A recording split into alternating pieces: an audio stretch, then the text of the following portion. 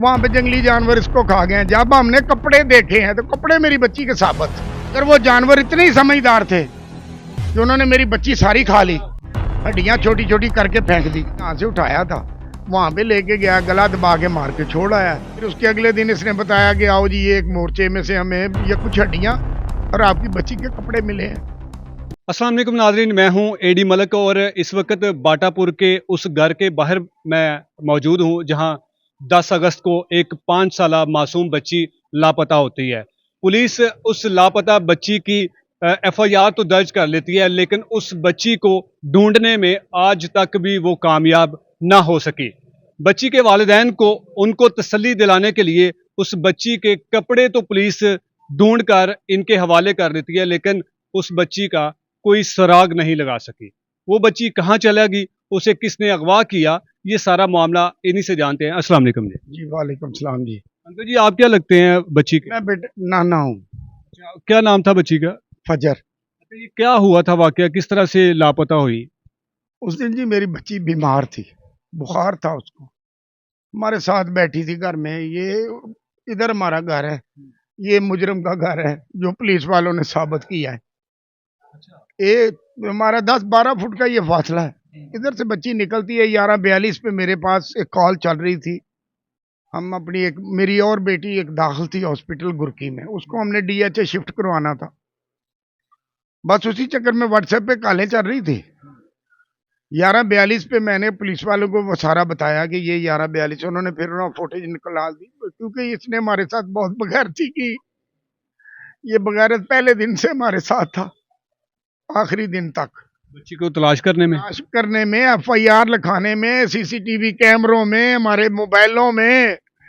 जब पता चला, पुलिस को बताया कि हमारे तो 10 तरीक के डेट ही गायब हो गए। जब इसके ऊपर पुलिस ने भी शक किया तो एक कैमरे में ये पकड़ा गया कि हमारे से पहले ही उसको डिलीट कर दिया। 9 से 2:30 बजे तक, 2 बजे तक की फिल्म डिलीट हुई। उनको शक हुआ, इसको लेके गए, अब तक वापस नहीं आया। ये मुजरम है, ये मुजरम है, उसने कबाले जुर्म कर लिया है। क्या नाम है इसका? इसका नाम जी अब पूरा नहीं बताऊंगा, मैं काशफ बताऊंगा, क्योंकि हाफिज बताते हुए ना शर्म आती है कि ये पूरा खानदानी बगैरतों का हाफिज है। नमाजी है, परहेजगार है, इनकी शक्लें बहुत अच्छी हैं, नूरानी चेहरे हैं, लेकिन अंदर इनके गंद भरा हुआ था। हम नहीं बस समझ सके। जब उन्होंने बताया ना कि यही तुम्हारा मुजरम है, फिर इसके घर को पुलिस वालों ने सेफ्टी दी, लेके चले गए। हम बैठे रहे, चलो अकबाले जुर्म हुआ, अकबाले जुर्म हुआ। इसने बताया नहर में इधर फेंकी, उधर फेंकी, नहर बंद की, रेस्को वालों ने अपनी ड्यूटी की। फिर उसके अगले दिन इसने बताया कि आओ जी, ये एक मोर्चे में से हमें ये कुछ हड्डियां और आपकी बच्ची के कपड़े मिले हैं। ये छोटे छोटे कपड़े हैं मेरी बच्ची के, इतनी सी थी यार, इतनी सी। वो जब मैंने कपड़े देखे तो फिर मेरे अंदर जो जो रोका हुआ था, इस पुलिस ने, ये शर्ट बच्ची की पुलिस ने आपको दी है? नहीं, ये मेरी बच्ची के कपड़े हैं, इस तरह के थे, वो भी इधर लैस लगी थी। वो कपड़े मैंने पहचाने हैं, मेरे पास से गई है, वो कपड़े मेरी बच्ची के थे। कपड़े साफ थे? क्या बताऊं यार, मैं तो थक गया हूं ये बता बता के। दुनिया वालों, हम नाकस अकल के लोग हैं यार, भूख प्यास काटने वाले गरीब लोग। हमारा दिमाग काम कर रहा है, ऊपर वालों का क्यों नहीं कर रहा कि इतनी इतनी हड्डियां यार दिखा रहे हैं हमें। मेरी बच्ची के कपड़े साबित है, मैं आपको फोटो दे के भेजूंगा, देखना, जो गवर्नमेंट ने हमें दी है, हमें दिलासा देने के लिए।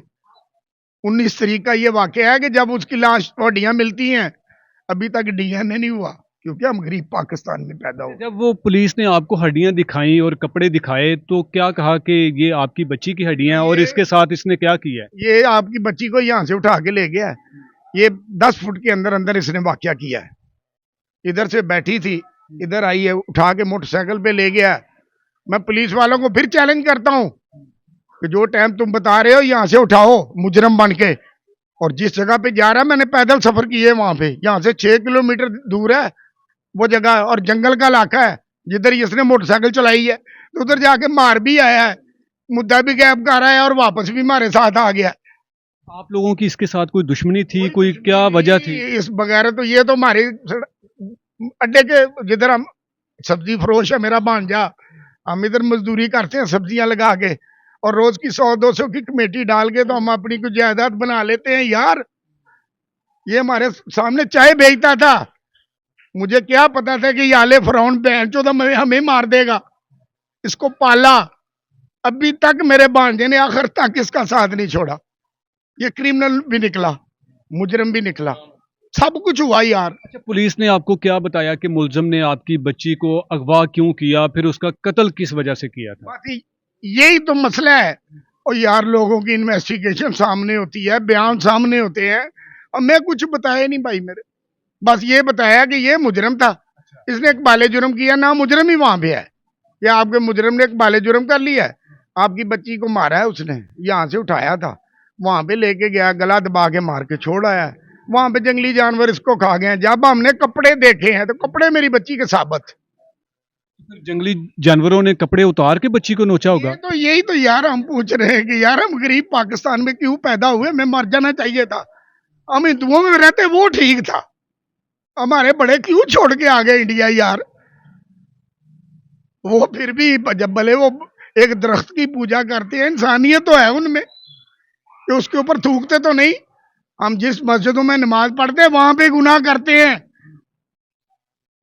नहीं, पुलिस ने आपको अभी तक कुछ नहीं बताया कि इसकी जब हमने इंटेरोगेशन की है तो काशिफ ने किस वजह से बच्ची को अगवा किया, मारा क्यों, क्या उसके वालदैन से कोई दुश्मनी थी, कुछ उसका जो को मुतालबा होता है किसी भी किस्म का कि बच्ची को अगवा करने के बाद उसने कुछ आप लोगों से कुछ डिमांड की हो, या इससे पहले कोई ऐसा कोई वाकया? तो जी 10 तारीख को 8:13 पे मेरे भांजे को पहली कॉल आई, एक लेडीज की आवाज में, कि आपकी बच्ची मेरे पास है,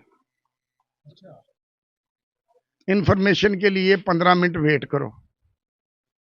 15 मिनट वेट किया, फोन किया कि चलो रास्ता निकलता है तो फिर बताते हैं पुलिस को। फोन बंद हो गया। हम थाने चले गए, उनको जाके बताया। 72 घंटे 3 दिन के बाद इन्होंने उसकी वो डाटा निकाला है।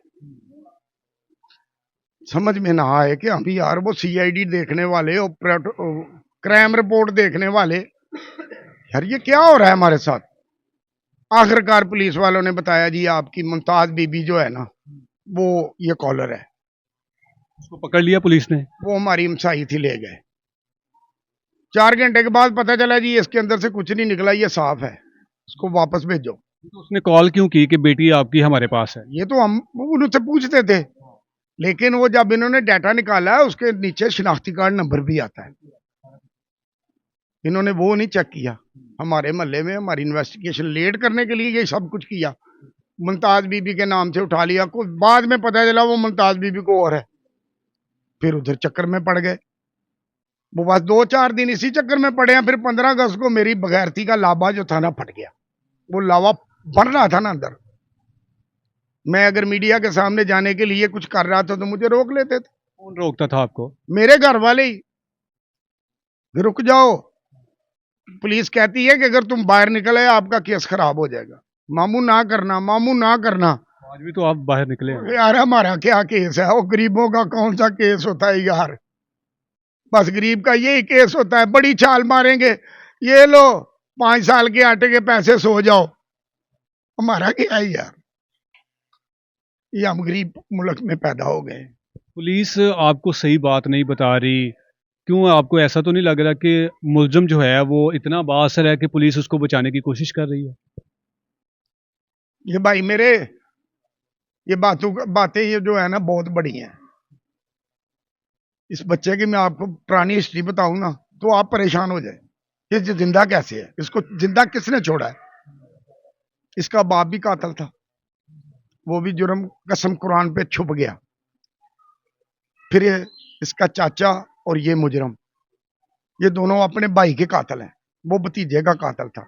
इन्होंने 50 लाख रुपए का उसका इंश्योरेंस करवाया। वो टीके लगाता था, नशेई था, जिसकी वजह से इस पे शफकत आई। वो भी चाय बेचता था, ये भी चाय बेचता था। इन्होंने उसका 50 लाख का बीमा किया, क्योंकि इसका चचा जो है ना बहुत बड़ा अफसर है, ये हमारे इलाके के स्टेट लाइफ का। वो 50 लाख का क्लेम पूरा हुआ, उसको फारग कर दिया।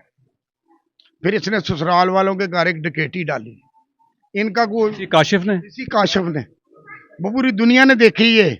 इनका मनामे थाने में केस था, वहां पे इनका कोई किरता दिता है, मुझे नहीं पता उसका नाम का, इनका कोई है, इनकी सरपरस्ती कर रहा है। प्रस्ती करता है वहां पे, इनका रिश्तेदार है। अब जब निकलेंगे तो फिर वो बाहर आएगा। लेकिन उसने इतना बड़ा जुर्म कर दिया तो पुलिस उसके साथ कैसे रियायत कर सकती है? ये भाई मेरे, ये आप पूछे उनसे कि ये पैसे वालों का पाकिस्तान है, पता नहीं पैसे दे के या किस तरह ये वहां से निकल गया। वो छूटा, उसके बाद इसने घर में चोरी की सोने की। आदि मुजरम है ये जुआ खेलता है इंटरनेशनल सतह पे, ये कोई मोबाइल पे है सिस्टम इसके पास, ये लाखों रुपए का डेली जुआ खेलता था, जीतता भी। अंकल जी, जब आपके पास पुलिस बच्ची की हड्डियां और कपड़े लेकर आए थे तो आपको यकीन आ गया था, तसल्ली मिल गई थी कि ये हो सकता है कि हमारी ही बेटी की हो? भाई मेरे, मुझे अभी भी नहीं यकीन कि जिस तरह मेरी ये कमीज साबित है, इसी तरह वो जो फुटेज है मेरी लेके जाना वो भी साबित है। अगर वो जानवर इतने ही समझदार थे कि उन्होंने मेरी बच्ची सारी खा ली, हड्डियां छोटी छोटी करके फेंक दी, कपड़े क्यों साबित है? नहीं तो इन्वेस्टिगेशन तो मुकम्मल कर दी थी गवर्नमेंट ने, इंटरव्यू हो गया, सब कुछ हो गया, ये मुजरम है, ये मुद्दा है, अस्सलाम वालेकुम। आप अपनी तफ्तीश चेंज करवा लें अगर यहाँ से आपको यकीन नहीं है। हम कपड़े नहीं बदल सकते, तफ्तीशें कैसे चेंज कराएं? हम गरीब, हम भूखे लोग हैं, कैसे तफ्तीशें यार? हमें क्या पता क्या करना है। वैसे तो फिर आपका जो कातिल है वो कुछ ही देर बाद बाहर आ जाएगा। उस दिन मेरे पास 200 रुपए का ये भी मेरा नुकसान हुआ है, मेरी बच्ची थी मेरे साथ, मेरी एक ही बेटी है नादरा में, सिर्फ यही मेरा घराना है, एक बेटी है। मैं उस दिन वो 200 रुपए का तेल लेकर सड़क पे खड़ा हो गया था कि विंग कमांडर ने गुजरना है, बॉर्डर एरिया पे जाना है झंडे के लिए, उसके सामने आग लगाऊंगा अपनी बेटी को और खुद, और जला के मर जाऊंगा। यही हमारी इन्वेस्टिगेशन है, बस ये चेंज करवा सकता हूँ मैं कि मैं अपनी जिंदगी बदल सकता हूँ, और मेरे पास वसाइल नहीं है भागने के, मैं तो मोटरसाइकिल पे तेल डलवा के नहीं यार जा सकता। अभी आप क्या चाहते हैं, क्या होना चाहिए? मेरा बस क्या चाहता हूँ यार, मैंने क्या मांगना है, और मैं यही कहता हूँ खुदा के लिए अगर आए हो, मेरी तो अगर मर गई है तो मर जाए यार, कोई बात नहीं, अल्लाह की रजा, और दूसरियां फजरे बचा लो इनसे, मेरी दूसरी बेटियों की हिफाजत करो। ये जो चल रही है गलियों में, ये 3-3 साल की बच्चियां हैं यार, ये मेरे इमाम के सामने 9 लाख फौज खड़ी थी, वो मुसलमान थे सारे। अगर इमाम की नस्ल चल रही है तो वो बगैरतों की नस्ल भी होगी, ये उनमें से हैं।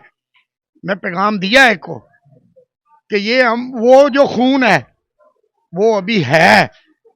अरे छोटी मदीन के साथ तो यार हवान भी सेक्स नहीं करता, ये इंसान ही बगैरत है। वो खून 9 लाख वाला वो भी है हमारे में कहीं ना कहीं। आपको खदशा है कि बच्ची के साथ भी इस तरह का कोई हरकत की गई? कुछ नहीं हुआ मेरी बच्ची को, मेरी बच्ची जिंदा है, मेरे कपड़े साबित है, तो मेरी बच्ची कैसे टुकड़े टुकड़े होगी यार? वो हड्डियां फिर किसकी हैं? पता नहीं किसकी हैं, ये पैसे वाले साबित कर दे मेरी हैं, मैं मान लूंगा, उसके बाद फिर जो होगा फिर दुनिया देखेगी।